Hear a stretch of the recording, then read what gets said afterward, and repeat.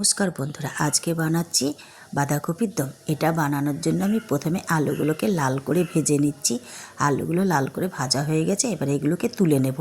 তারপরে কড়াইতে আরেকটু তেল দিয়ে দিচ্ছি 5 ফোড়ন, একটা শুকনো লঙ্কা, তেজপাতা আর গোটা গরম মশলা, আর দিচ্ছি বেটে রাখা পেঁয়াজ, আদা, রসুনের পেস্ট। তারপর দিচ্ছি হলুদ গুঁড়ো, জিরের গুঁড়ো, লঙ্কার গুঁড়ো আর পরিমাণ মতো নুন। তারপরে মশলাটাকে ভালো করে কষে নিতে হবে, আর দিয়ে দিচ্ছি টমেটো কুচি। দিয়ে মশলাটাকে ভালো করে কষে নিতে হবে। মশলাটা ভালো করে কষা হয়ে গেছে, এর মধ্যে দিয়ে দিয়েছি ভেজে রাখা আলু আর কড়াইশুঁটি, দিয়ে আবার ভালো করে কষে নিতে হবে। তারপরে দিয়ে দিচ্ছি বাঁধাকপিটা।